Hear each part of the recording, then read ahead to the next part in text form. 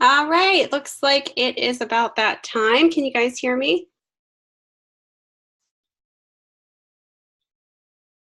Just give me a little, hey, I can hear you.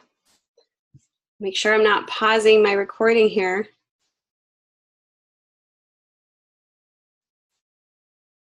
Awesome, no problem. Welcome, you guys. Looks like a lot of people in session tonight.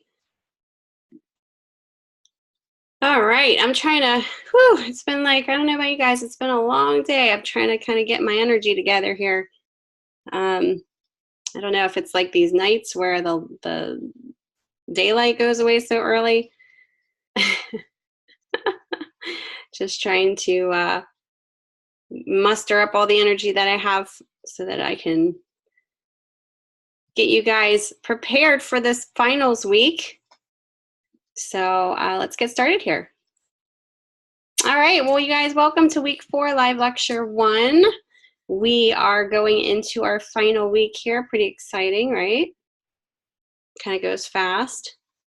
You might be finding yourself at the point of which you're pretty much caught up. You're just doing revisions, or you're completely caught up, or you might be really far behind and you're trying to catch up. But as we wrap up this final week, just kind of note that obviously there are deadlines, so make sure you're getting in your projects this Saturday before midnight. We do have grading submissions, final grading submissions that have to be done very soon after. So we cannot accept anything late in regards to this week, after Saturday, I should say. So make sure you're getting that in. And then your final reflection post needs to be submitted by Wednesday before midnight. Don't forget to, the integration career quiz is kind of like a reflection for your course. Just, state what you liked, kind of answer the prompts, what you thought was your strong points, your weak points, substantially answer them and be very specific to the course itself as well. Reflection, we kind of sometimes think, oh, it's just, this is all the time we have to do this. Reflection is part of the design process. Without reflecting, we may miss a lot of opportunity to understand why we did what we did, what we need to work on, what our strengths are, and what our weaknesses are. What can we improve upon as well? So it's great to see you guys all in here. I know some of you guys want to go over some things, and we should have some time here after the lecture is over to go over them. And also tomorrow, we should have even more time. So if you really are struggling, if you need to go over anything, we'll kind of have that open for you guys for critique. All right, the last time that we met up, actually this was live lecture 2 recap, it should say. In week 3, we went over your assessment 3. And then I had to do another review of your assignment 3 because I had some technical difficulties with the lecture where it stopped recording, or I stopped recording at the 1 hour mark due to me freezing, and I forgot to push the resume button, like to resume recording. So I, pretty much missed the whole demo of assignment 3. So I did that in week 3, live lecture 2. So if you missed that, I had one of you email me about that. So if you missed that lecture 2 last week, definitely review that, and it kind of goes over step by step of your assignment there. That was your interactive PDF is what the assignment 3 was. I did notice a lot of you guys didn't make yours interactive. The PDF wasn't clickable where you can actually fill in the cells. So make sure if you got a comment from me saying, so please, submit. I don't see that this is interactive in terms of filling this out, an interactive PDF, make sure you're reviewing that lecture from week 3, the second one, so that you can do that. We also went over just like a critique session. Anybody had questions, we did that as well. All right, so we're going to go over a few things today. Week 4, live lecture 1, we're going to talk about resume writing tips. And then we're going to go over your final project overview. We're going to go over your assignment 4. And just note that your assessment 4 will be a quiz. So that'll be over your reading materials. I thought this was kind of interesting, and I kept this in my slides. I taught this class probably 3 or 4 years ago. So classes are always updating and changing and evolving, just like, the industry is, which is good. That's a good thing. But I wanted to show you some student examples from the time that I taught this 3 years ago, because the assignment 3 wasn't quite what you guys did 3 years ago. But I wanted to show it to you because I thought this was kind of an interesting assignment. You guys did not have to do this, but I wanted to show it to you just to see other people's work and what they had to do. And what they had to do for the assignment 3 is pretty much you guys promoted your brand in the first week, in the second, well, pretty much all weeks, but you started those promotional materials, the postcard and the social media ad, promoting who you were as a designer. And kind of unifying your brand and what your style is. So the students for this particular time frame had to do a letterhead, kind of like a stationery brand identity package. So this was showing for that. So I figured I'd leave these slides in here because I think it's always good to see what other students have done, even when this class is changing, see what their system look like. And you can always do this yourself to add to this particular class. If you think that that really kind of adds to your portfolio, you can always add the stationery as well. So I thought these were all, kind of pretty good examples to show you. I think the logo marks are kind of visually interesting. You can see the unification of the brands, brand identity pieces, so that they all work as a system. They all very unifying, so that you can tell that they're all related to each other.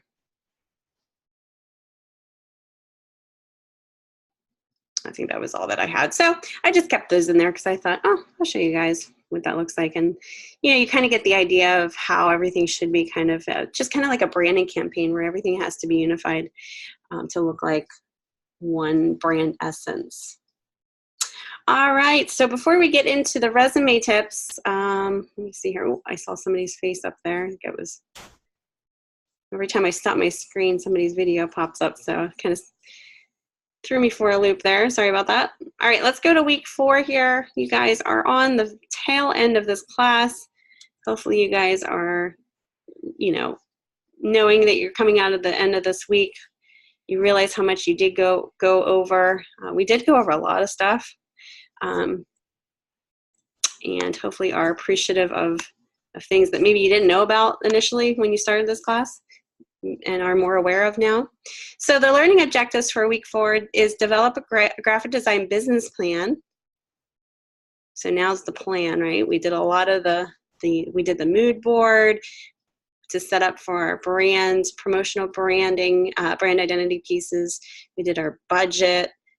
We set up a budget. We did all kinds of other stuff that kind of is building up to this. So we're going to do a graphic design business plan, explain 3 strategies for locating potential clients, and then explain 2 ways to present a portfolio to potential clients. So now we're kind of getting to that presentations stage. Don't forget course media, very important too this week, because it's important every week, but really important this week because your quiz will be for assessment 4 will be going over these particular required topics here. So make sure you're going through this if you haven't already. Going through here's write your business plan. So this all is very supportive to what you guys are learning this week and also what will be on the quiz. Okay. All right. Let's go back to the discussion. A lot of you guys are doing great with this discussion. I think this is a very interesting discussion because it starts us thinking about ways to promote ourselves and get our names out there. So this is talking about getting clients. So one of the hardest things about starting up a new business is getting clients, because this can be a time-consuming and sometimes feel like an unobtainable goal. It is very important to have this part of your business plan defined. So where do you start? Of course, you have the fabulous web portfolio with all of your awesome creative work in it to start, but unlike Field of Dreams, just because you have a web portfolio, it doesn't mean they will come. Building your business will take some aggressive strategies. Always look for opportunities wherever you go. Have a favorite mom and pop restaurant you frequent. Ask if you can redo their menu. But make sure it wasn't their son or daughter who has Microsoft Word and clip art that did it. This is one type of strategy that works for any town you may live in. Keeping the client. So once you've landed a client, don't think the hard work is over. Sometimes it takes a lot of effort to keep a good client. But no, it is easier to keep a client happy than to replace one that you've lost because they are dissatisfied. A good business plan that implements not only getting the business up and running, but to be sustainable is also key. So keep both of these things in mind when you put your final business plan together in week 4's assignment. So did anybody start this yet? Before I start going into the prompt here. You guys are probably like, what? We just finished up the week. Oh, Paula said she started. Okay. Bonnie, good. All right, so we got some people starting up here. Well, it is Tuesday, so that's good. The prompt here is explain 3 strategies for locating and obtaining potential clients. Good business is good business. Ask people you feel have a good business and how they succeeded. Then take these approaches and explain how you will incorporate them into your business plan to find and keep clients. This is more than just putting ads on Facebook and other social media sites, although those are a good start. Get creative, really explore some ways that will give you an edge in this competitive market. Once you have your 3 strategies locked down, include how you plan to keep your newfound client happy and coming back for more of your awesome creativeness. For your citations, obviously you can use articles that show case studies of successful design businesses. You can also find articles from experts that explain how they got started. So this is really kind of inspirational because you can find out from experts and other designers how they kind of got started. How did they, get the word out there? Yep. 3 strategies that you would like to, 3 strategies that you're more interested in, I guess, too. Then you're going to take these approaches and explain how you will incorporate them into your business plan. That's why it has to be something that you're interested in to find and keep clients. Also include how you plan to keep your newfound client happy within your discussion as well. So, I mean, it's pretty straightforward, but I think it's really neat because you can start researching what other people's tactics are and strategies that may be somewhat not, something that's always done, like the typical business card, which I'm not saying that that's a bad thing, but maybe there are other creative strategies that might be more effective or more interesting in that approach. And maybe, maybe it's a different type of business card. Maybe, it's more interactive. It doesn't have to be a typical, 3.5 by 2 inch business card. Maybe it's something a little bit more interesting, more interactive or something like that. Don't forget about the experience, the design experience. Keep in mind, and this is kind of what I learned through my schooling for my master's, people remember experiences. So if you can develop a kind of an effective experience that people remember, because people will remember an experience more so than anything else, that is where it sticks in your head. Okay? Hopefully a good experience. Obviously it's, you want it to be for your brand. So think about maybe not just design printed examples. How can you, maybe there might be other experiences that you can take a look at. Do you ever hear of guerrilla marketing before? Guerrilla marketing?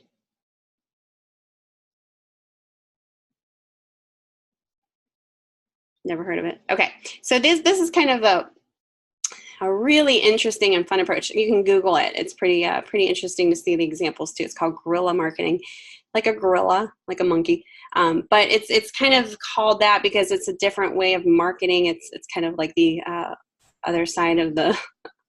It's a little bit more extreme than the conventional way of doing it. So, for example, then I actually experienced this when I lived in Florida. The one day I was driving down the road, and I saw this spray painted orange bike right in the middle of the, and they call it a devil strip because it's kind of like that little medium of grass in between the two sides of the street, you know, just kind of to look nice. But there's this orange, bright orange bike spray painted, just like sitting up against a tree. And then the next day, I see another bike kind of down the road, spray painted orange, right by a business. And then a week later, and I don't even know if it was a bike, it might have been something else related to exercise, but it was spray painted orange and it was set somewhere else in the environment, in the local area, in where the community I lived in. And I'm like, you know, what is going on here? And I remember saying something to somebody like, I keep seeing these orange bikes and I don't know, is this for real? Like, are people just leaving these here? Like, is it an art installation? What is this? Well, you know, 2 weeks later, a gym opens up, and that was their guerrilla marketing tactic to get your attention, to look into their opening and launch of their gym, which their brand was the, you know, fluorescent orange color. So it really kind of pulled you into them, you know, as far as like your curiosity. So then that kind of ended the experience of, oh yeah, I saw these things around, and then, oh, okay, this kind of ties into it. And their logo was obviously on these pieces as well, but you had no idea. You just thought it was this like bike, you know? So it's kind of like an unconservative way to market their launch of their company, their gym. And it really made it more interesting and, you know, made you really look into it. So, I mean, that's kind of extreme as far as what you would do, but think about other ways that you can do it that's maybe not the typical way, or just look into it. It's kind of fun. So any other questions about the discussion? Now, I see that a lot of you did get started on this, so it's really neat to read your strategies, and we can learn from each other too. So maybe somebody would bring something up that you may have not thought about perspective-wise. All right. Very good. All right, no questions? We're just gonna go forward then. Let's see, I'm gonna go right back to my swatches because I think it's good to kind of, let's talk about resume. You guys aren't quite doing a resume for this class, but I think it's important to go over this just as a little review because, you know, obviously we always have to, and I'm always updating my resume just so I'm not far behind on, you know, whenever I go back to it a year later, it's not too far, you know, stuff isn't too old, and, you know, kind of revisiting some things, and doesn't necessarily mean that I'm getting a new job. I'm just refreshing everything. So here's some resume writing tips that you might want to think about when you are looking at your resume to get started to, you know, kind of revamp. And we all kind of know what a resume is, right? So it's simply your written snapshot of who you are, a word picture of the unique combination of skills and qualities you offer an employer. And what's really cool about being a graphic designer is we don't have to have a typical resume, right? It doesn't have to look like it came from a Word document. We can kind of jazz it up a little bit, and I say jazz to be funny. But yeah, we can make it look a little bit more creative visually, and it should be, you know, it should be matching your style as a designer. So extraordinary versus ordinary. What is the differences between an ordinary resume and an extraordinary one? Obviously, these are the differences here. So you know who you are and effectively communicate it on paper. You write brief, vivid summaries of roles, jobs, projects, leadership, or personal accomplishments in order to allow the reader to see you in action. So, and I know it's hard when you're starting out. You may not have a lot to go on your resume, but you know, you want to make sure that everything is on point. You know, spelling, grammar, everything. Your bullets are accomplishment based. So if you have bulleted points, they should be accomplishment based. Your resume is strategically written with the job in mind. So you might even need to, and a lot of the times, you know, you're going for a position that you're interested in because it is relatable to what you do or what you have been experienced doing. But I think this kind of goes more for if you do like a cover letter, especially with a resume, if you do a cover letter, you're going to want to revise it so that you're talking to the actual employer that you're sending it to. So, kind of keep that in mind. Your resume is well organized and professional. You don't really want to have your resume look unorganized and unprofessional, because obviously that's the first thing people see sometimes, and you don't want that to reflect back on you. Unfortunately, it's just one of those things that you need to have on point. The resume length. So for most students and recent graduates, a one-page resume is preferred, especially if used for a career fair. So that's the good thing. So you don't really have to have a ton of stuff on there, but it should be at least one page in length. I know, as being an instructor, when, obviously if I'm going for another teacher role, they have what they call CVs for us that we send to, say if we're interested in teaching, and they like CVs to be super long, so it could be 10 plus pages. So you guys are lucky in terms of, having only one page. Common pitfalls. Let's talk about this when you're writing your resume, some of the pitfalls to avoid, so you're not doing that. Font is too small. You really don't want to get, too small, but you don't want too big either. I would say a really good range would probably be between 10 and 12. And I think 12 is a little bit too big for me, but if we're talking about a one page and you don't have a lot of work, 12 might be good too. So font is too small. A lot of people kind of fall into that category, so it's a pitfall. Make sure you're not doing that. Another one is spelling mistakes. Sometimes we're just going through our everyday, or just, it's so mundane sometimes when you're redoing stuff like this, and then you don't think about it and you don't spell check and you misspell something really simple, and then you accidentally send it to an employer, and it's like, oh, and that could be one of the reasons why they don't call you back. So I like this little slide here. Says here that you're a professional booger, and he says no blogger. So make sure you're double checking, triple checking, and even print it out, have somebody else proofread it. It's always good even when you do a spell check, because you just, spell check kind of screws up too. So you really want to make sure you cover all your bases. Repetitive words. If you have your description of what you do for each of your job experiences and it pretty much states the same thing over and over again, it's going to be kind of like, okay, reword it. Even if you did the same thing over and over again for different clients or different businesses or jobs, reword it so it sounds like it's obviously not doing the same thing, but you're kind of highlighting different skill set that you did in each of those experiences. Just kind of changing up the words. Leaving out dates. So that's important to make sure you get all your dates. If you're presently somewhere, obviously you want to put the date before when you actually got hired on, and then you're presently there. You can just put present. Inconsistent layout of resume. This is very true for anything when you're designing, but definitely very true for resume. You see this example here of this resume on the slide. It's hard to see, but you can see the type is all in rainbow colors. Some of the type is in the same font.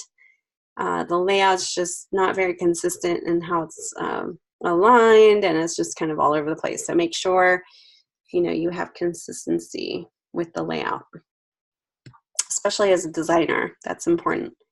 Using someone else's words, right? Sometimes it's easy to copy what you see other people doing, but you really want to make sure that it sounds like it's coming from you, although, it does sound professional too. You don't want it to be using slang words in there, or, kind of writing it in a way that is professional, but in your own words. Just having one version, I have tons of different versions of resumes. You might be applying for, and a lot of this does change when you have, like I said, a cover letter definitely changes when you submit your resume to different, say like an agency versus an in-house. That's totally different in terms of what you would be doing. So you're going to maybe adjust your resume to accommodate that. And I'm not just saying what you have on there, maybe the design of it too. Because think about this. If you're, and this, I never even thought about this till I was going through my master's.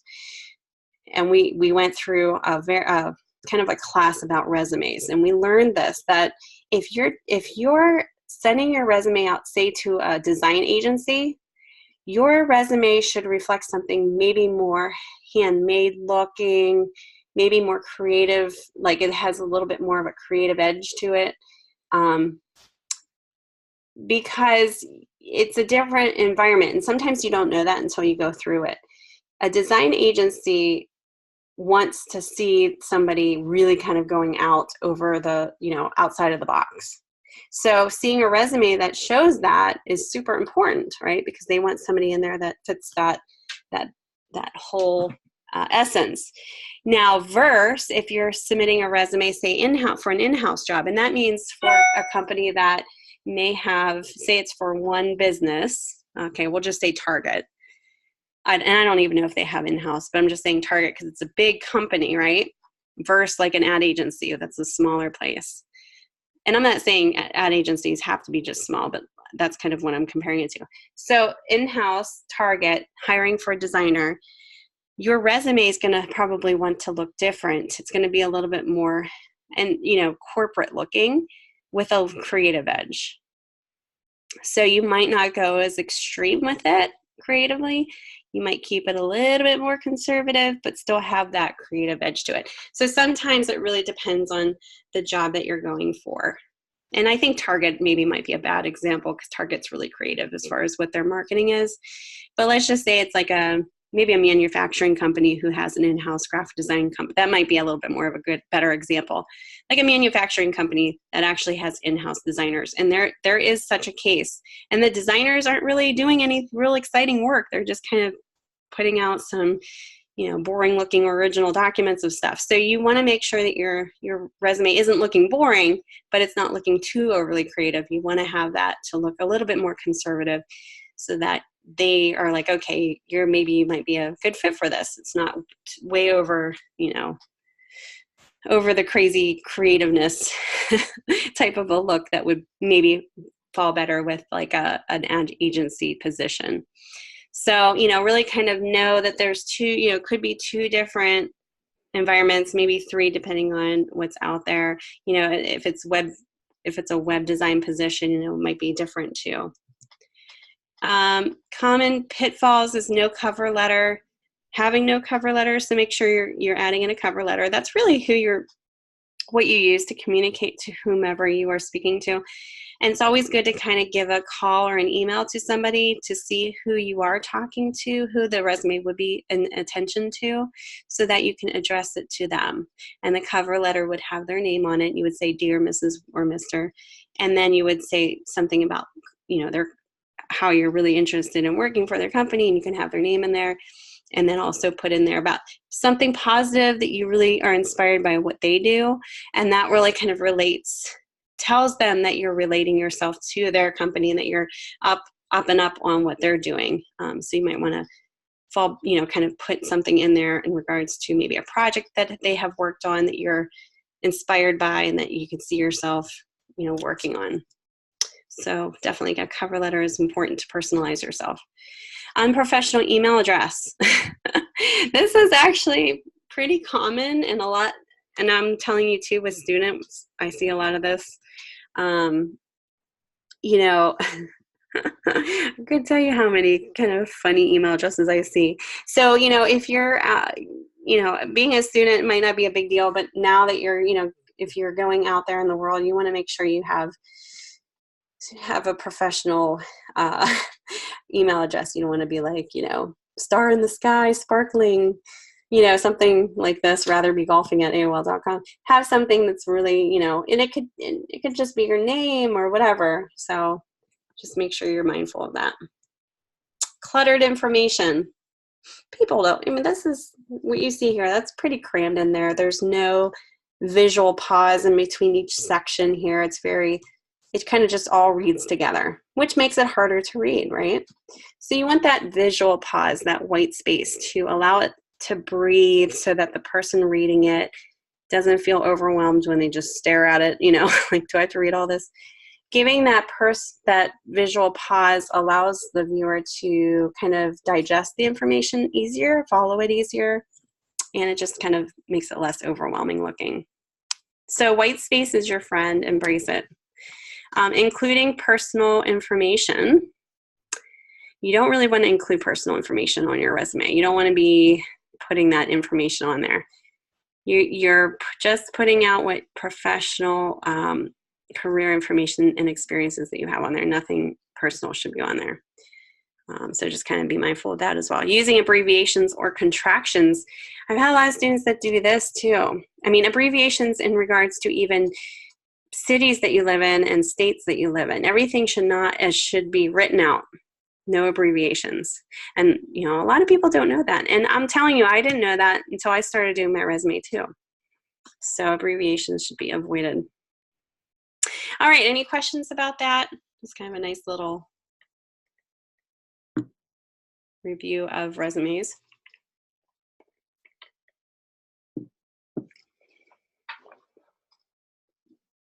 Did everybody fall asleep on me?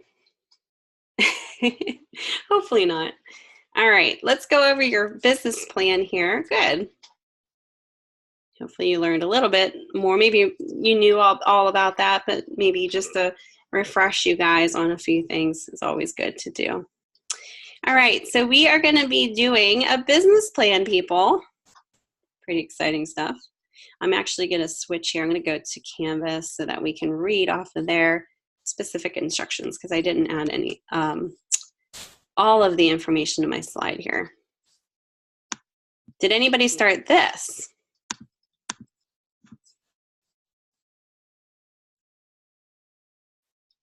This is probably going to take a little bit of time to do, so that's probably why you guys have a quiz for your assessment. And I'm not saying that to scare you, but there is like some stuff that you have to fill out. Oh, okay, good. I actually have, oh, awesome. And I also have a template that I will provide you guys if you want to use that as well. I'm going to show you some past student examples at the end of this as well too. So hopefully that'll kind of help you see the whole picture. All right, so this week we'll be creating one of the most essential documents for any new business, your business plan. So business plans need to be well thought out, detailed, and specific. So far in this course, we have explored many of the aspects of business that will be a part of your finished business plan. Your target audience, okay, good. Your financial estimates, potential challenges, and how you can overcome them, etc. Your business plan will allow you to organize all of that and more into a complete picture of your future business. A good business plan can help you see potential pitfalls that you may not have seen before, areas that need more thought or development, or strengths that you may not have considered. All right, so Paula said she did one in another class, so that's good. So it kind of gives you a little bit of an edge there.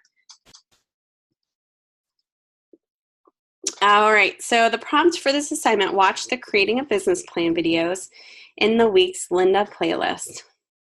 Then go to this link here that's provided in your prompt and read through the different topics under Write Your Business Plan. So there's lots to do before you actually start.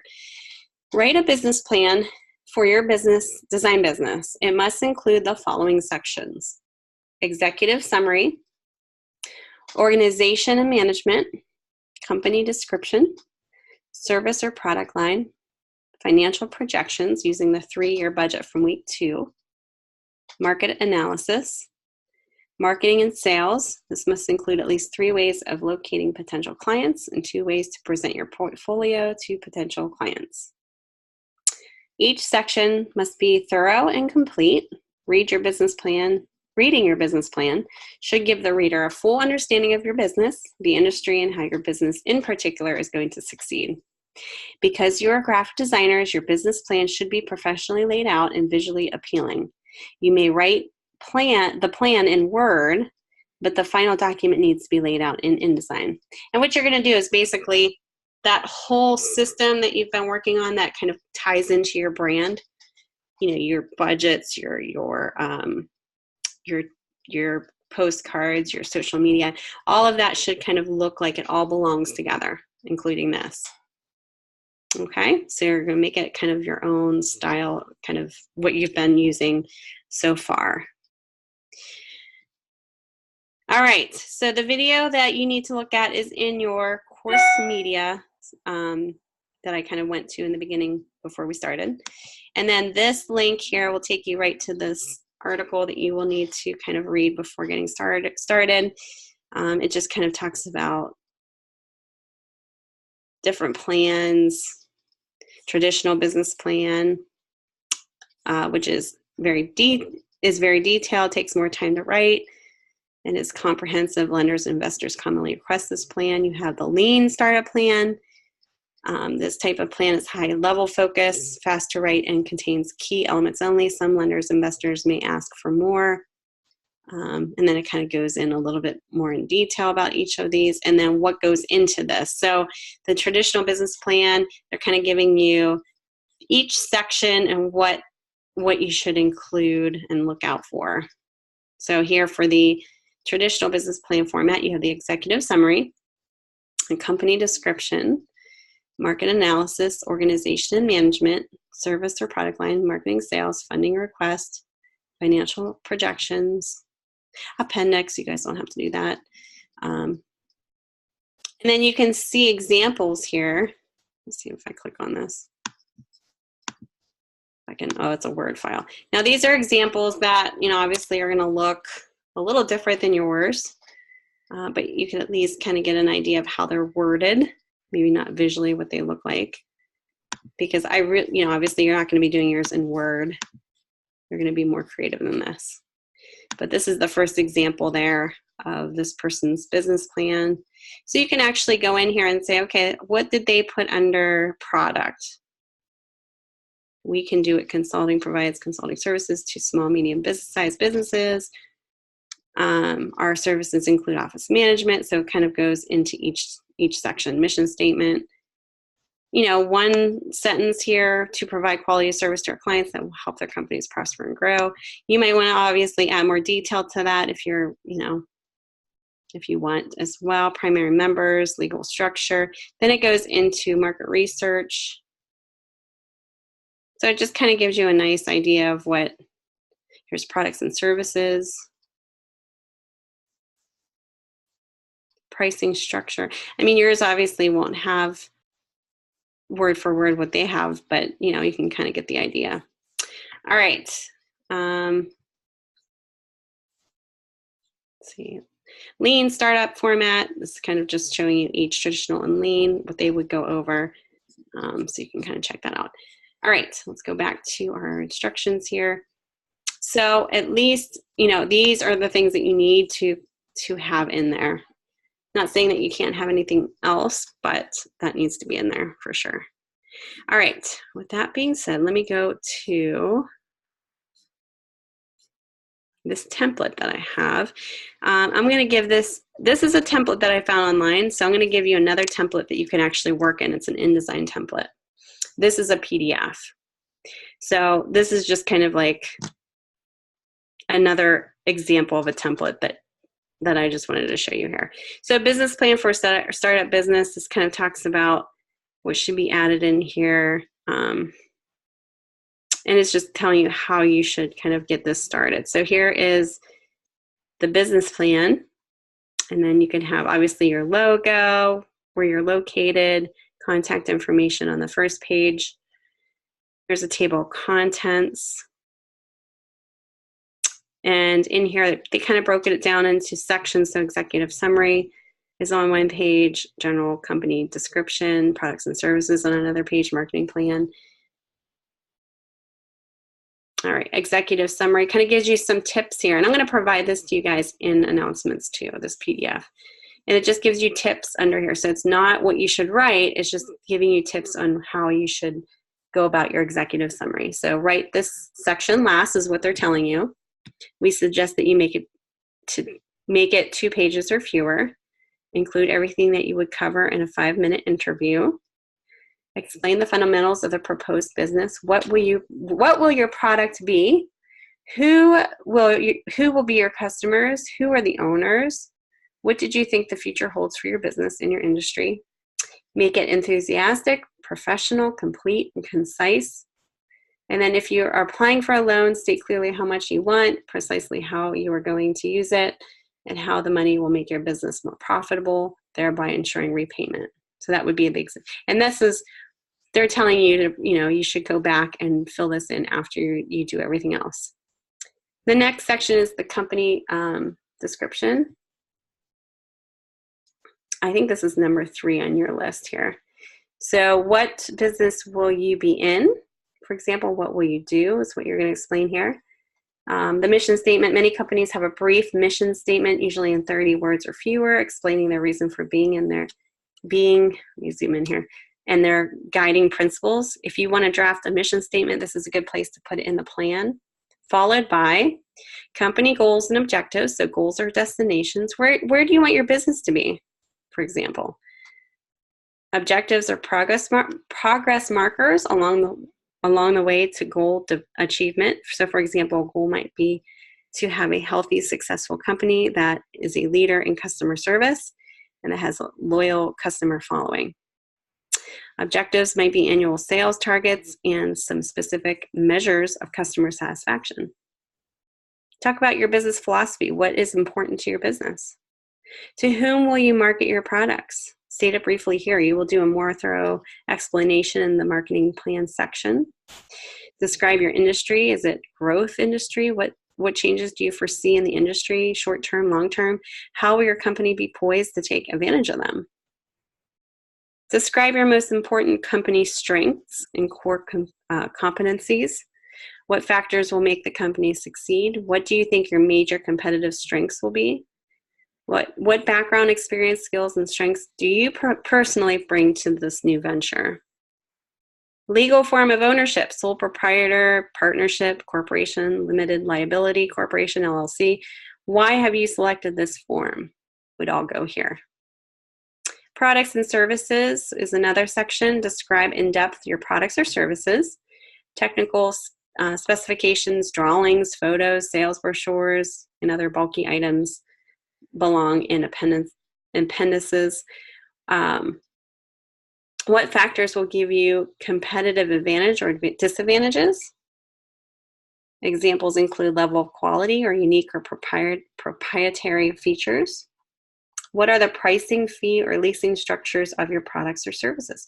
So here, obviously, if you're a graphic designer, your services would be design services. Products could be, branding materials. Obviously, that's more of a service to your designing that. So, I'm not sure if you would be putting products in there, but definitely services. You can also put your pricing fee as far as maybe your hourly. And if you have any type of I would definitely put hourly, but if you have like a package price, if it's going to take you, if it's larger projects, you can put that in there too. Marketing plan is another section. Is that, let me see here, marketing plan. Okay, yeah. Okay, so it's, obviously this is how your time will be well spent. You need to make sure that you have that market research in there. So no matter how good your product and your service, the venture cannot succeed without effective marketing. And this begins with careful, systematic research. It is very dangerous to assume that you already know about the intended market. You need to do market research to make sure you're on track. So use business planning. The business plan process is your opportunity to uncover data and to question your marketing efforts. Your time will be well spent. So market research, how there are 2 kinds of market research, primary and secondary. So secondary research means using published information such as industry profiles, trade journals, newspapers, magazines, census data, demographic profiles. This type of information is available in public libraries, industry associations, chamber of commerce, from vendors who sell to your industry, and from government agencies. Start with your local library. Most librarians are pleased to guide you through their business data collection. You will be amazed at what is there. There are all more online resources that you could possibly use. Your Chamber of Commerce has good information on the local area. Trade associations and trade publications often have excellent industry-specific data. And then primary research means gathering your own data. For example, you could do your own traffic count at a proposed location, use the yellow pages to identify competitors, and do surveys or focus group interviews to learn about consumer preferences.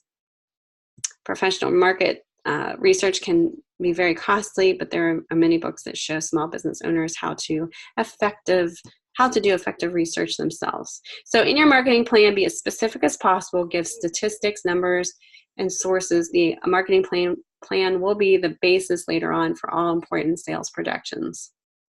So economics could be included in this. Facts about your industry. What is the total size of your market?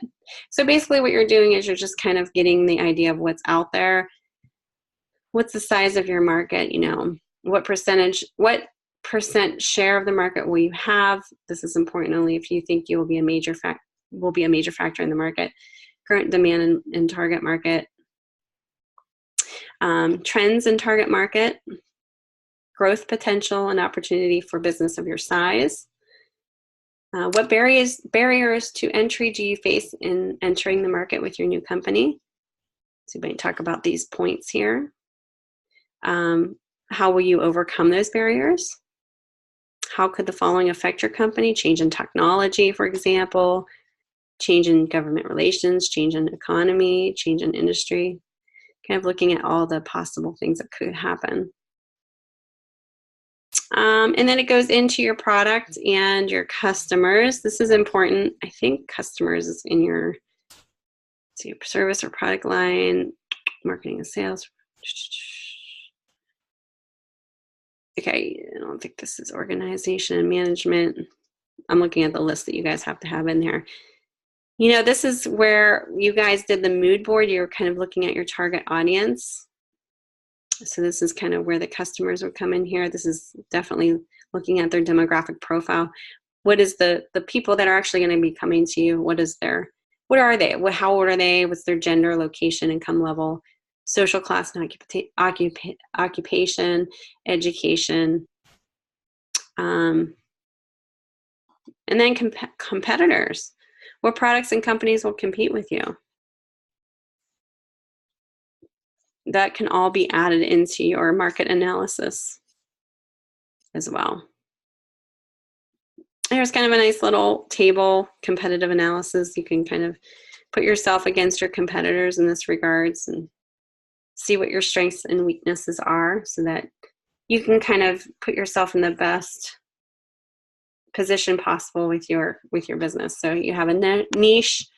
Now that you have systematically analyzed your industry, your product, your customers, and your competition, you should have a clear picture of where your company fits into the world. If you find that you go through all this and you're similar to everybody in terms of what you're competing for, you might want to change it up a little bit. Make yourself have a niche, something special about your company. Like, for example, you know, I was doing a rebranding for a tattoo place in Florida. And, you know, I was researching their competitors whenever I was redoing their logo.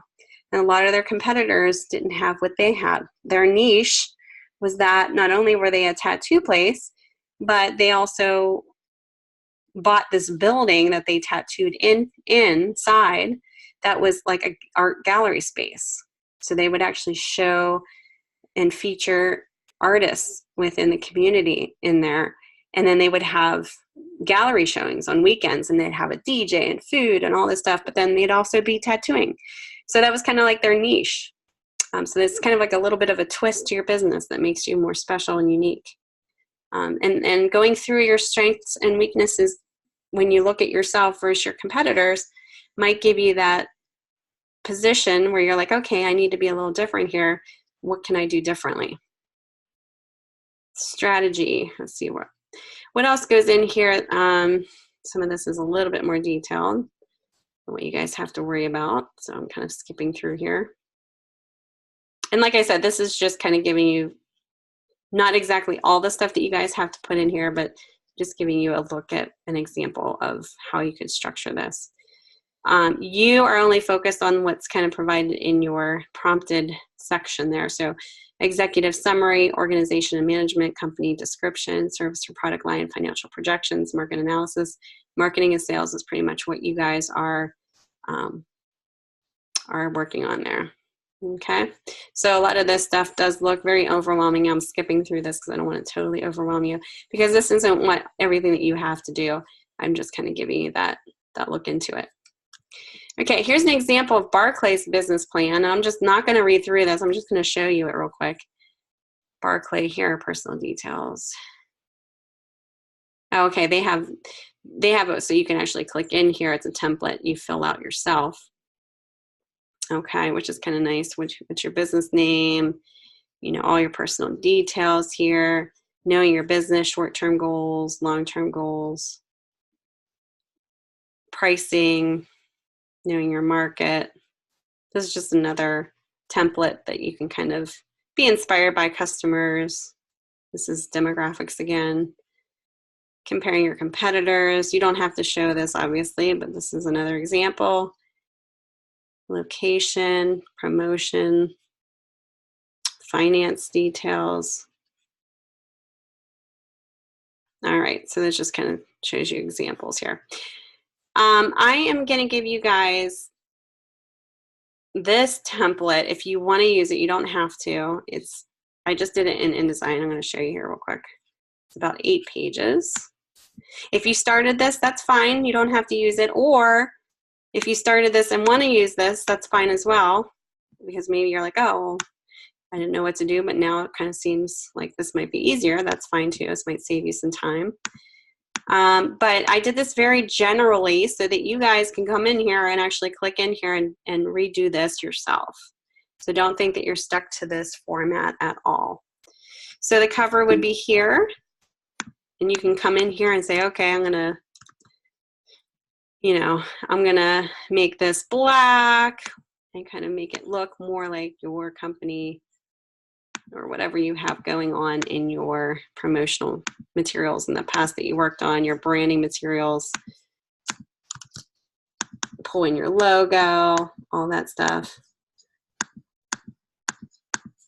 Include your logo, contact information, title of your, you will definitely want to put business plan somewhere here.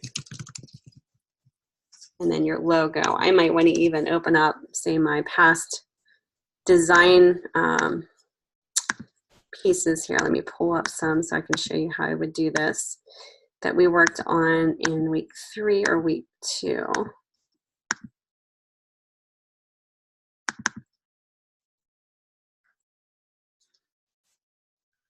Oh, this is a case study that I did.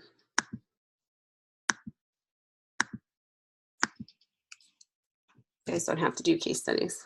Let's see here.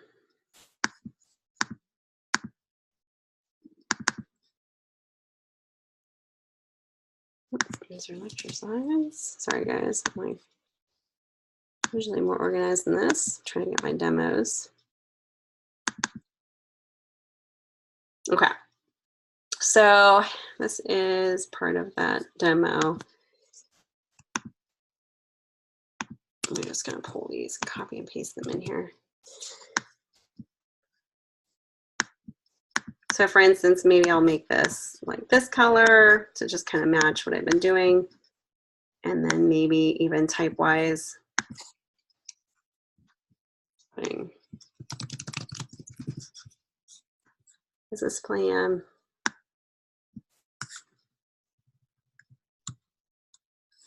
And then your contact information, including your logo. I think I have that in here somewhat.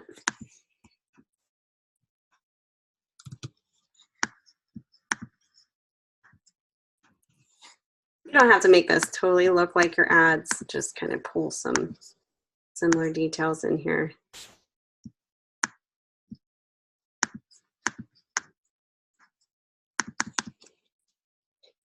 Title, your cover, business plan, logo, contact information. So let's just put my number here. Oops. And I'm going to make this. I'll maybe even put, I'm going to put this at the bottom here. Something like that. And then my logo, and then maybe this information will be different here. So you can take some time up here and decide what you want to do. Where'd my window go?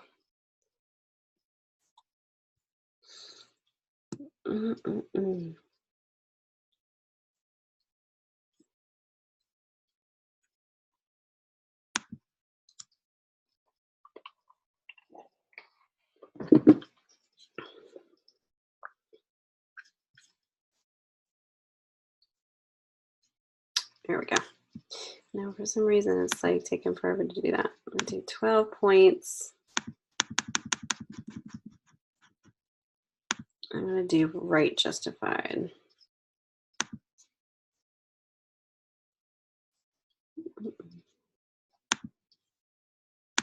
Okay. All right. And then let's drag this over here. Just make it look cohesive and aligned.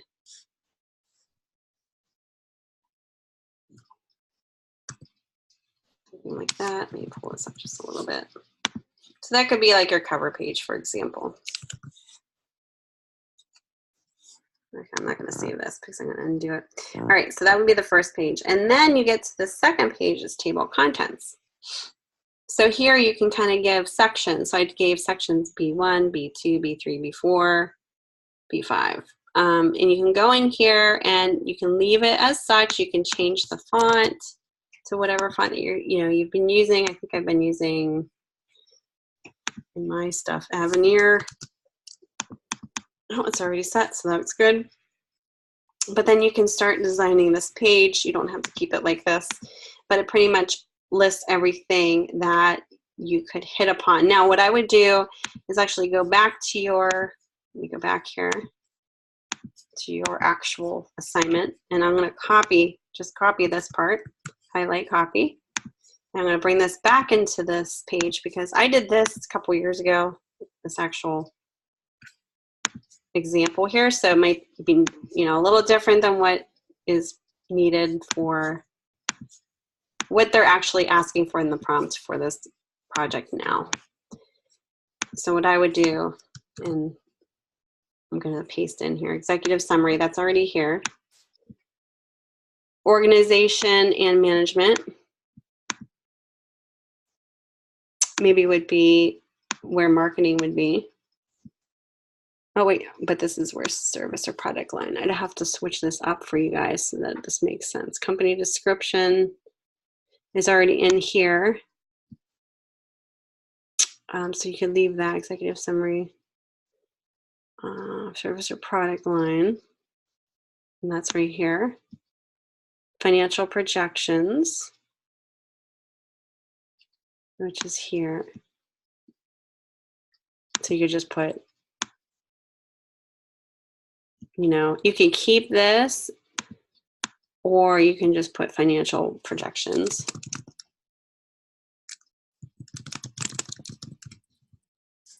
And that's where it says use your 3-year budget. You can even put here 3-year budget.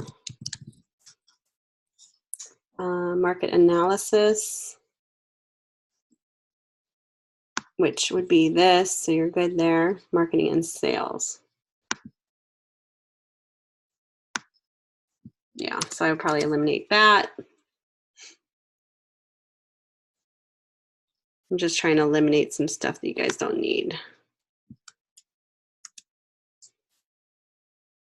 so that if I give this to you, you're good to go. So you got the executive summary, and then these are all broken down. In fact, I probably would just keep this very simple at this point, and I would just give this one. Oops. I wouldn't even do this. Oops. Let's do, you can put like a page number. I'm just going to eliminate these so that it's not confusing.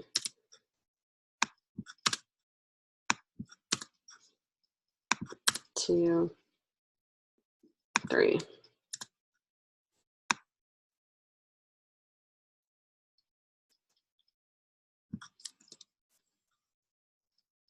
Four. Okay, so executive summary, organization and management. company description.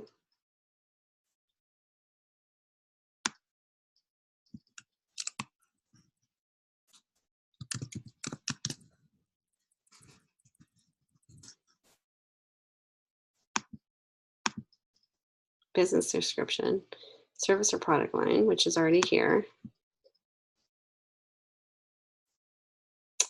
Financial projections is here. I think I have a tab here. Oops.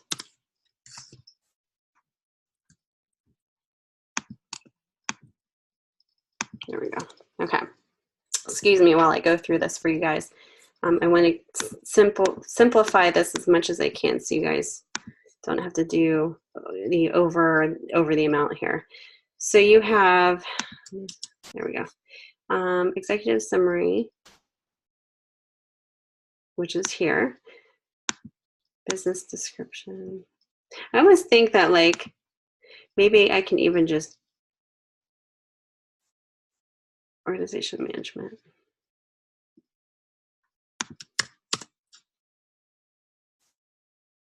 Company description.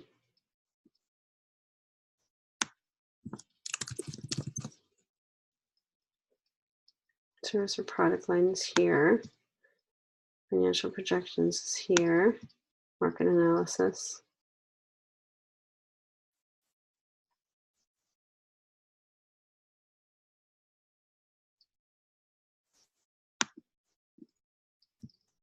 Which is kind of an advertising strategy.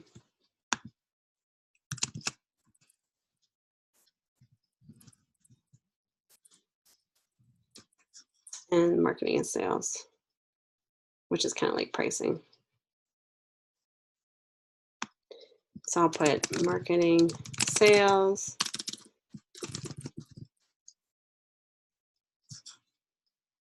proprietary license, operations. Do we need this? Operations. I'm probably just going to eliminate this. And then just have this as 3. So I'm simplifying this down for you guys so you guys can company vision.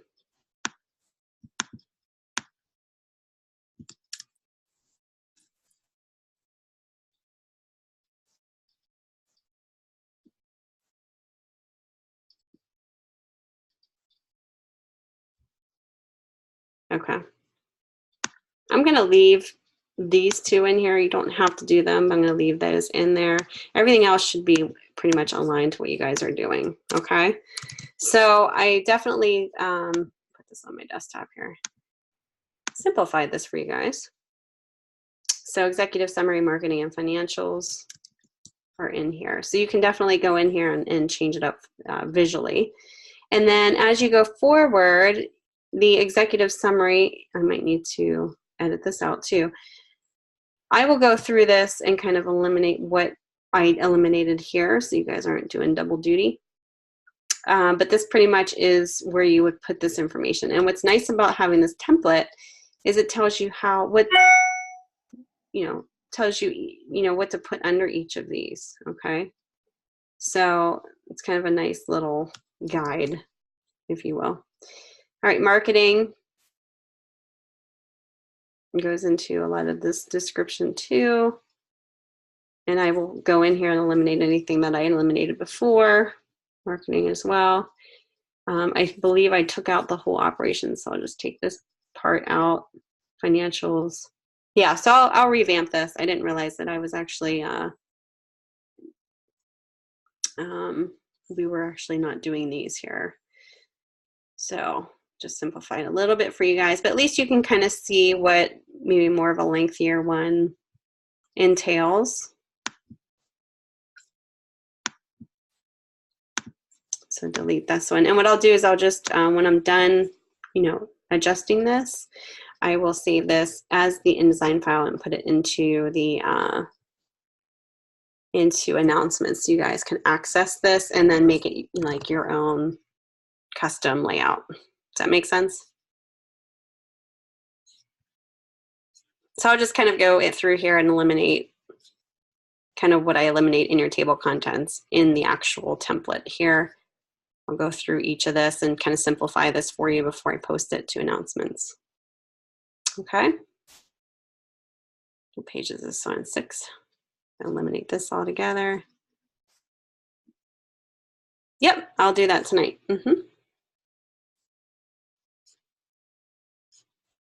As soon as possible for you guys. The financials is last. Do I have financials here? There are financials. I accidentally deleted financials. Operations.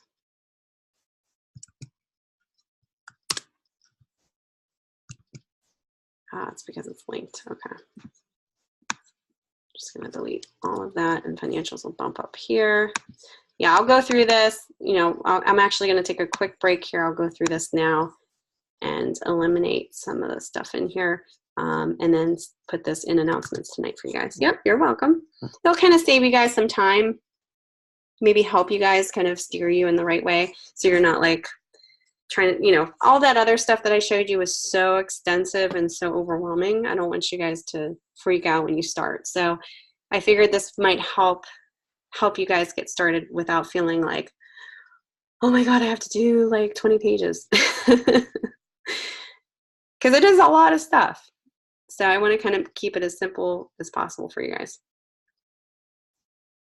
All right, let's take a 5-minute break, and then I'm going to show you examples of past student work so that you can at least see what other people have done. And when I show you these examples, these examples are from a few years ago, so kind of keep that in mind.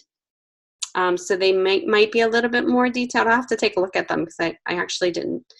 I saw that they were in the folder, but I didn't scroll through all of them to see if they were similar to what you guys are going to be doing in terms of what they changed this assignment to be. It should pretty much have everything in there, but it might be a little different. So I'll have to take a look.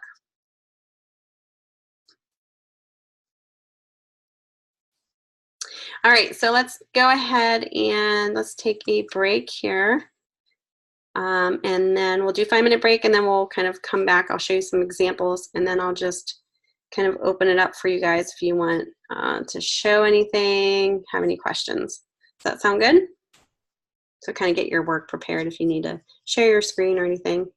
All right, see you guys back here in 5 minutes.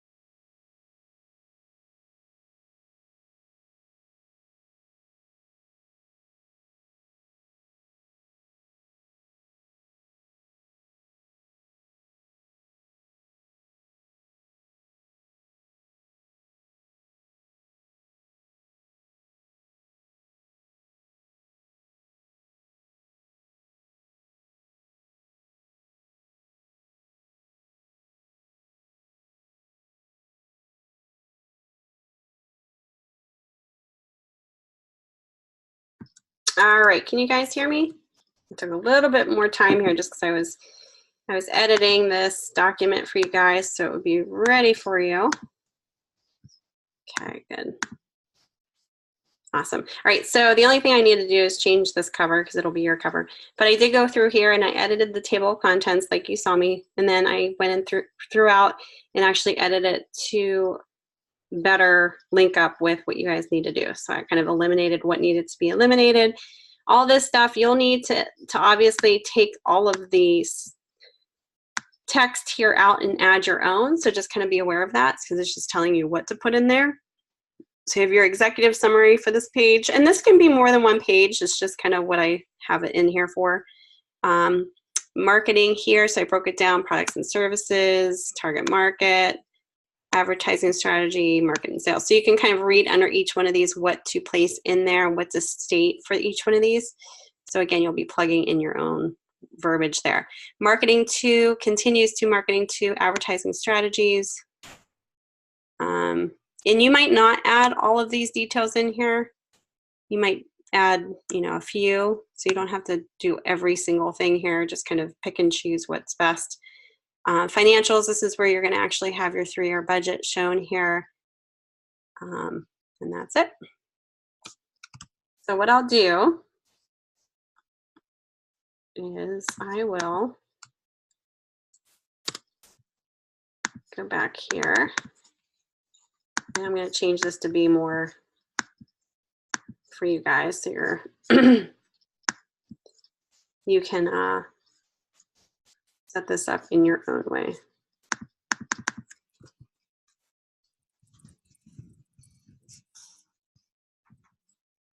I think I'll just kind of change this up. Contact information, logo.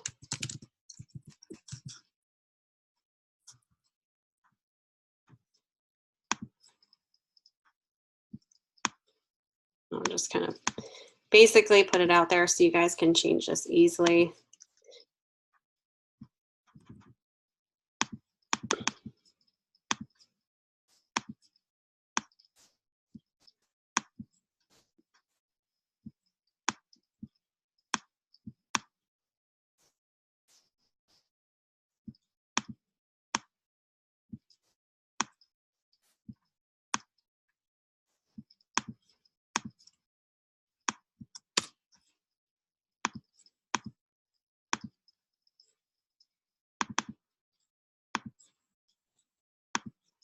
Keep it simple.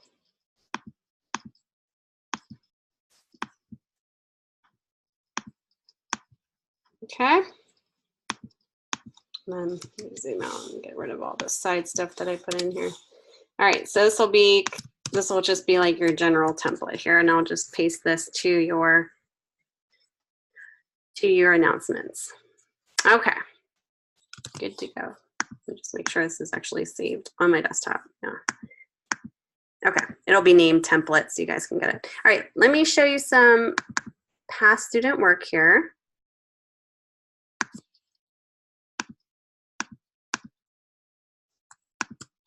Let me open up these PDFs.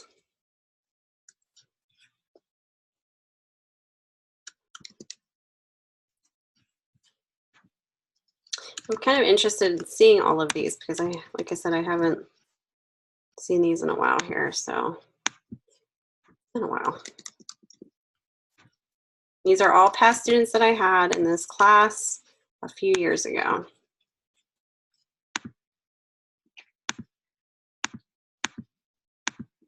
Okay, let me see if I can. What's going on here? Get rid of that. Okay.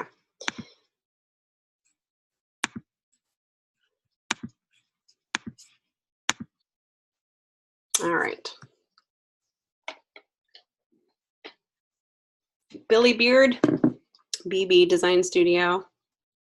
Nicely set up here with the logo. Has the name in there, business plan, contact information, including the name, address, and I didn't put that, I'll kind of add that in there. City. This is all stuff that you can make up. Phone number, email address, and website information. Okay, so again, this is going to be a little different than yours because I eliminated a lot of this stuff, but at least you can see their table of contents and how it was designed. So make it designed towards your brand. Talks about the description of the business is the executive summary, ownership and qualifications, advantages versus competition, services provided, target market, market strategy. It has a lot of other information in here, and you can add as much if you want to add this stuff, you can. Just make sure you're hitting upon all of the required sections that are shown for the assignment. Operations, hiring, I mean, they go into the hiring process. I mean, some of it's pretty vague, but you get it. Equipment needed, source and amount of initial equity, startup costs, the monthly operating budget, cash flow, account management. This is something that you will not have to do because we did this in class for this particular time frame. They were to do a startup cost. You guys did a yearly budget, so that's where you would show your yearly budget. And then they also had to include the resume. You guys don't have to do that. And a little different. Okay, let's look at another one here.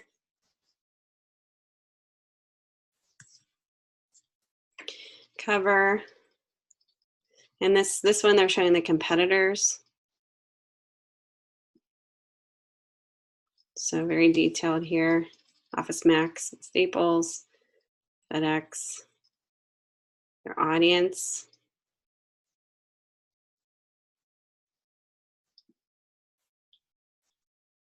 And they're actually pointing out specific people, what they're like, their personalities.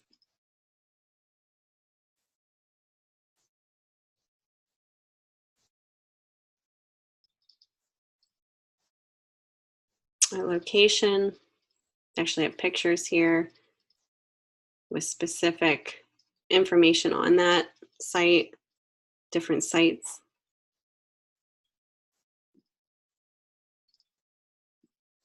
So a little different there.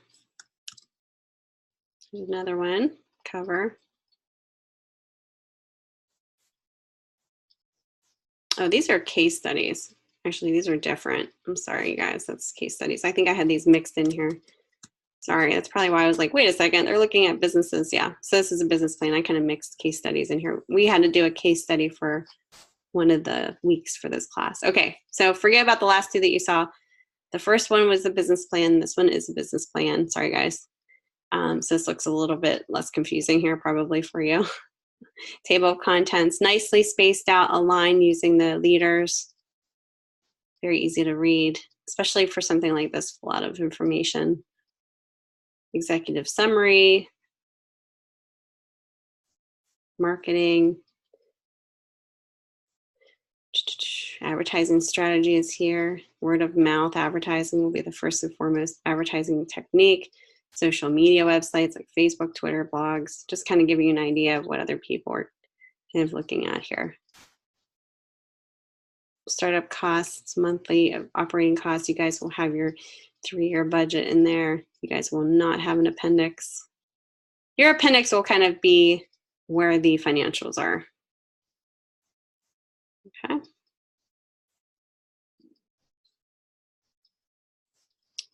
Okay, here's another one.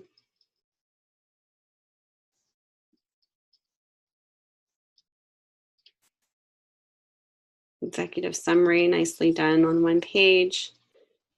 Business description, she kind of kind of is using each page for each section here. Business legal structure, products and services. She's saying here, products and services, computer generated designs using Photoshop and Design Illustrator. You can always just say the Adobe Creative Suite. And then website designs, business cards, postcards, flyers, billboards, package design, advertisements, brochures, and some computer repairs. Now you can put branding in there. Creativeness, marketing and sales strategy, target market. pricing strategy. She even added a SWOT analysis, which is showing your weaknesses, your strengths, opportunities, and threats.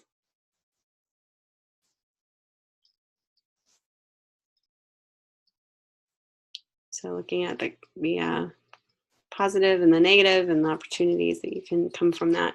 Return of investment, this is showing the monthly startup costs, semi-annual costs, all within these monthly periods here. All right, let me see if I have anything else.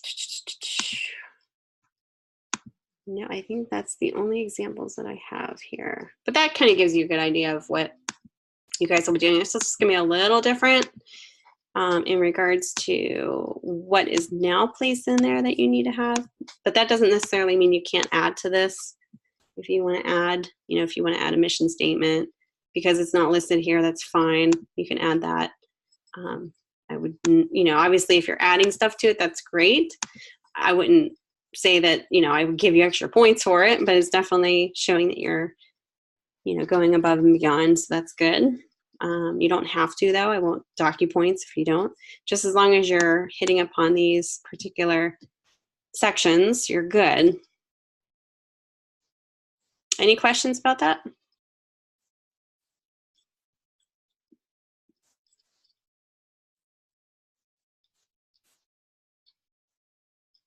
Sounds good so far. Okay, so I will add that to, I'm going to do that right now so you guys can play around with that. You're not waiting around. I'll add that template there. If you don't have the font that I have in there, just replace it. Obviously, you're going to replace it based on your actual style of your piece. So I'll just go ahead and add it. It's going to be an InDesign file so you can work with it. And then I'll just name this assignment 4 optional template.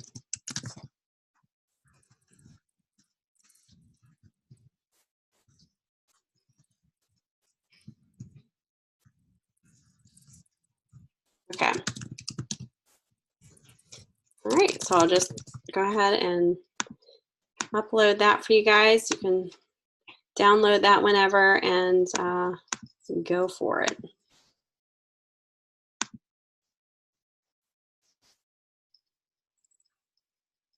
All right, it's in there now if you want to check that out.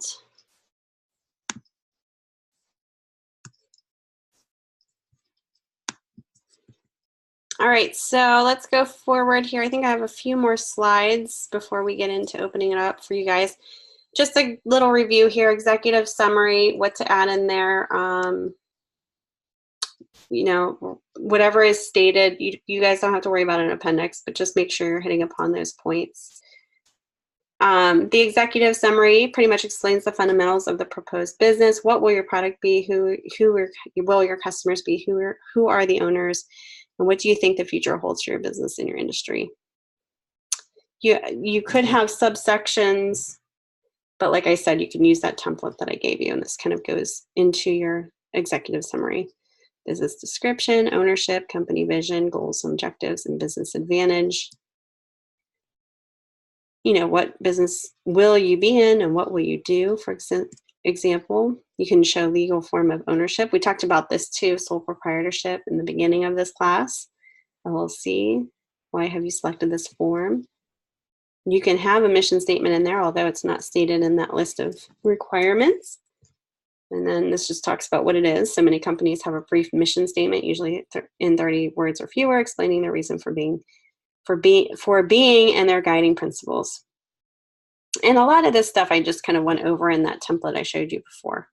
So I don't necessarily have to read all through this.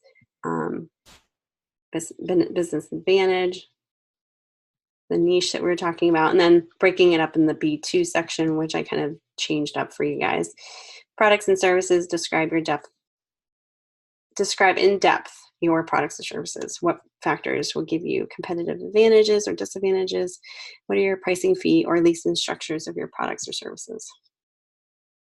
Target market, strategy. What's your advertising strategy? This is kind of something to think about. What media, why, and how often? Why this mix and not some other? Have you identified low-cost methods to get the most out of your promotional budget? Will you use methods other than paid advertising, such as trade shows, catalogs, dealer incentives, word of mouth? How will you stimulate it? Networks of friends or professionals? What image do you want to project? How do you want customers to see you? This is pricing. Explain your methods or methods of setting prices. This could be like your hourly rate. Compare your prices with those of the competition. Obviously, you want to do that anyway. Distribution. How do you sell your products or services? Retail, direct, mail order, web, catalog, wholesale. Obviously, you're not really selling a product, but your services would be what you would focus this on. So unless you were promoting your materials as, say, like in a form of an artifact. So like, let's say you were giving away t-shirts with your brand on it, then obviously you would do so in that regards. You would distribute it. That would be your own. It wouldn't be a product that you would be giving to other people in regards to like anyone. It would be somebody who you're, obviously just trying to sell to. Oh, but basically you're looking at yourself as more of a service if you're a graphic designer. Could be a website. Could be kind of like a product. Could be stationery, stuff like that. All right, so I'm going to kind of wrap it up here and see if you guys have any questions. Give the mic over to you guys. We have about 25 minutes left, so. Teresa, did you want to go over what you're having issues with? We can do that now.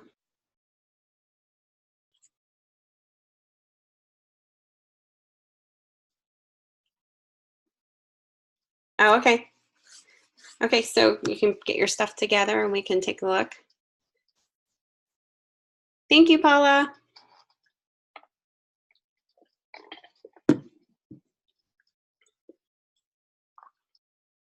Okay, no problem.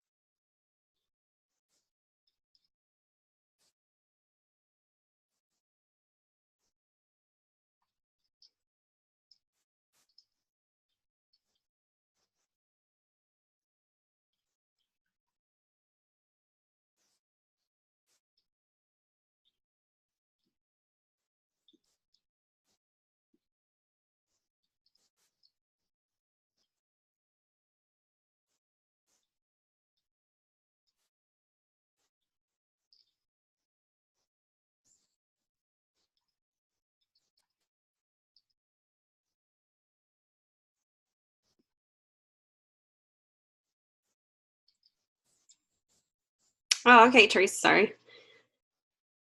All right, so I'm going to stop sharing and go ahead. You can.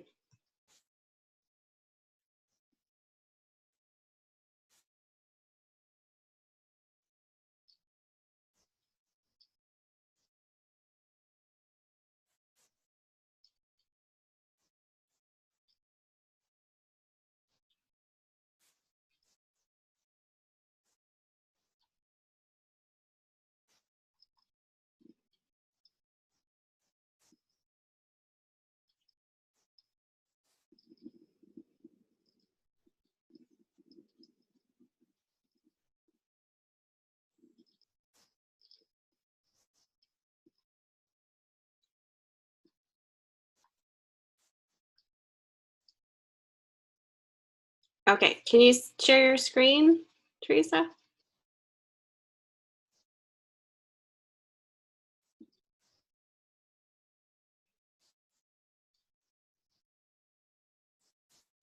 Okay, I'm gonna unmute your mic if you can too. We want to hear your beautiful voice.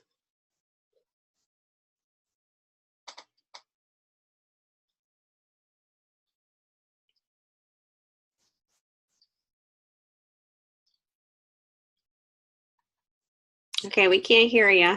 Do you have a mic? Thank you, Thomas.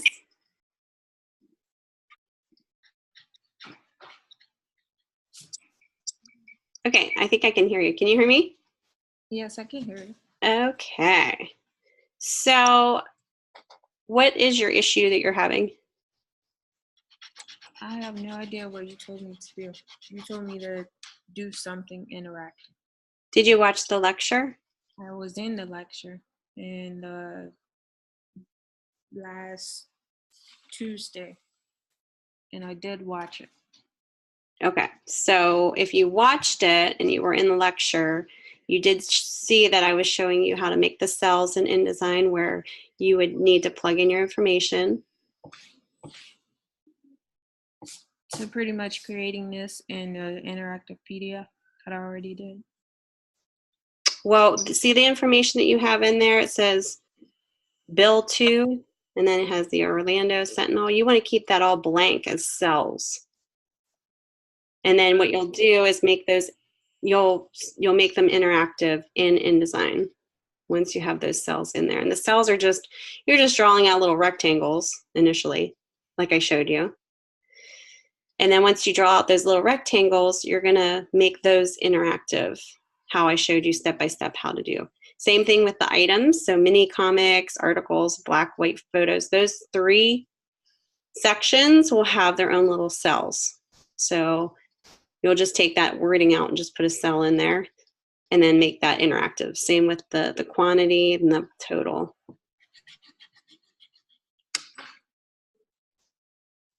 So I'll show you here real quick. Let me grab my screen here. And I'll open up my file that I was showing in lecture. It's actually really easy, so don't overthink it. It's easier than what you might think. Let me find my template here real quick. And of course, I'm opening my old stuff here.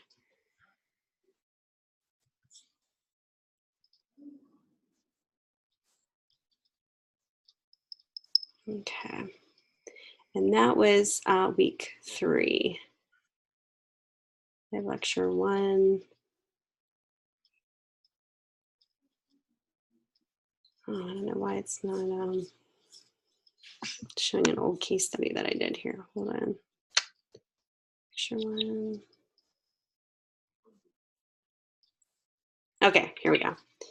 Sorry, just how to gather my thoughts here. Okay, so in the lecture, can you see my screen? Mm-hmm. Okay, see how I left my contact information, but the invoice too, where you had the Orlando information, that's all good, but you need to make it interactive. So just erase what you have in there, pull out, and I would just grab like a rectangle, and I'll show you here in a sec. I'll just delete these. Just grab a rectangle, pull out a cell, whatever length that you can get it. And I call it a cell, but it's just like a rectangle. And then how many lines that you have, you'll make that many rectangles, okay? And then when you're ready to make it interactive, you'll just go up to your screen. Let me share my screen so you can see the whole thing. Make sure that you have, see how it says essentials up here on the very top? You see that? Mm-hmm. You'll want to go to your interactive PDF doc board, and then your buttons and forms will be in your panels. You'll select that first box. You'll select where it says type, and you'll choose text field. And when you do that, you'll notice it becomes interactive, but now you have to assign it a name. So you'll just name it name because that's where the name of the company will be. leave it on release or tap. You don't have to fill in any actions or anything. Don't worry about making it hidden. You can make it printable, that's fine. You can make it required. And then whatever typeface that you want it to look like, if it's, you might make it with all the typefaces that you use, or whatever typeface that you use, you want to make it the same for consistency. And then the typeface point size, and that's it. So then when you save this, you'll do each of these separately. So this will be named company name. This will be named street address. You're going to repeat all this. It's kind of redundant. City, state, zip code is what this cell would be. And this cell would be phone. So you would just rename it. Just keep repeating what I just did. Then you'll go down to your job description. You'll do the same thing. You'll make it maybe a little bigger with a cell, like a rectangle. But then you'll go back to your forms of buttons, text field, name it description. That's it. Do the same thing for a second one. Have at least two, I would say. I think you had two in there. Quantity, same thing. Just name it quantity. This is where you put like how many, obviously. Same thing here. And then your total, you want to fill a space here, subtotal. So you're just repeating the same thing. You're just giving it a different name. And then when you're all done, you're going to save as, oops, not save as, file export, sorry. PDF interactive. Just make sure you have forms and media include all selected, which it should be on default. And then once you open it, you should be able to see the boxes appear here. So you can put your name, company name, address. And what you're going to do is you're going to fill this all out for me, like logos, website, put the totals in there.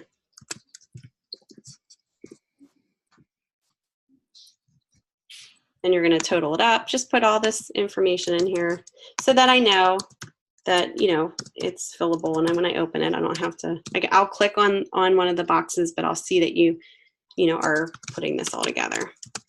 That makes sense? And then you'll just save this. Once you're done, go File, Save, and this is the file that you'll upload. Okay. Does that make sense? Yes. It's really easy. It's just the steps are a little weird. I understand, like, getting confused when you go from designing InDesign and then you're like, okay, now what do I have to do? So sometimes it gets a little strange whenever you get to the interactive step of this process. Does that help, or were you confused about anything that I just said? No, it helps. It helps? Mm-hmm. Okay, so once you do that, just resubmit it and then I'll revise your grade. Thank you. You're welcome. If you have any other questions, don't feel bad. Come to me. I'd rather you come to me with anything and help you out than just have you stuck and just guessing and submitting stuff that's not right. It's just I work so much, and the only days I have off literally are Monday and Tuesday. And I work the rest of the day, long hours. Yeah, I feel ya. And everything. So I don't have time for schoolwork, but I try to just submit something so I can get it done.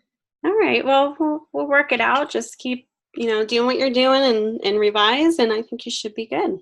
All right, thank you. You're welcome, Teresa. Have a good night. All right, night. you have a great night. You too. No, thanks.